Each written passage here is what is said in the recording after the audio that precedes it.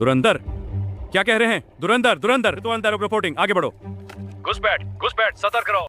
रात के ठीक 2:17 राजस्थान की रेतीली सीमा पर तैनात एक जवान ने अपने वायरलेस पर सिर्फ एक शब्द सुना, धुरंधर, और उसके बाद पूरा सिग्नल हमेशा के लिए गायब हो गया।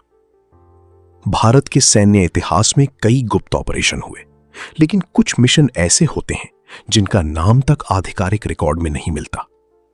धुरंधर एक ऐसा ही नाम था, एक ऐसा मिशन जिसके बारे में कहा जाता है कि अगर वो असफल हो जाता तो शायद दक्षिण एशिया का नक्शा आज कुछ और होता। साल 1971, पूरा उपमहाद्वीप युद्ध की आग में जल रहा था। पूर्वी पाकिस्तान में अत्याचार बढ़ चुके थे। लाखों लोग अपनी जान बचाकर भारत की सीमा में आ रहे थे। दिल्ली में बैठी सरकार समझ चुकी थी कि अब सिर्फ बातचीत से कुछ नहीं होगा। लेकिन इसी दौरान भारतीय खुफिया एजेंसियों को एक ऐसी सूचना मिली जिसने सबको हिला दिया। पाकिस्तान की सेना पश्चिमी सीमा पर एक ऐसा हमला तैयार कर रही थी जो भारत की पूरी सैन्य रणनीति को तोड़ सकता था। अगर हमला सफल होता तो भारतीय सेना को 2 मोर्चों पर भारी नुकसान उठाना पड़ता।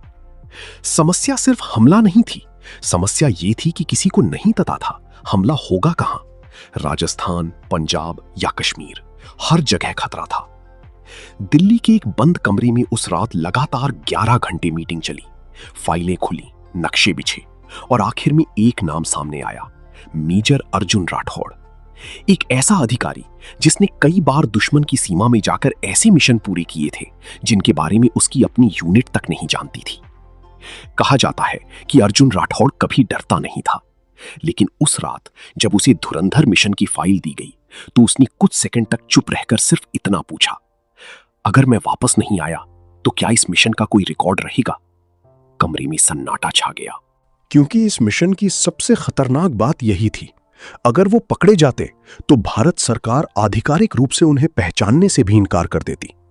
मिशन का लक्ष्य था पाकिस्तान की सीमा के अंदर मौजूद एक गुप्त सैन्य कमांड सेंटर का पता लगाना। यहीं से भारत पर होने वाले बड़े हमले की योजना तैयार की जा रही थी। लेकिन उस कमांड सेंटर तक पहुंचना लगभग नामुमकिन था। चारों तरफ बारूदी सुरंगें, ऊपर निगरानी टावर और हर 500 मीटर पर सशस्त्र गार्ड। फिर भी मिशन शुरू हुआ। रात के अंधेरे में 4 लोगों की एक छोटी टीम सीमा पार करती है। रेत पर पड़ते उनके कदमों की आवाज तक सुनाई न दे, इसके लिए उनके जूतों पर विशेष कपड़ा लगाया गया था। आसमान बिल्कुल शांत था, लेकिन उस सन्नाटे में भी मौत छिपी हुई थी। करीब 3 घंटे चलने के बाद टीम को पहली अजीब चीज दिखाई दी।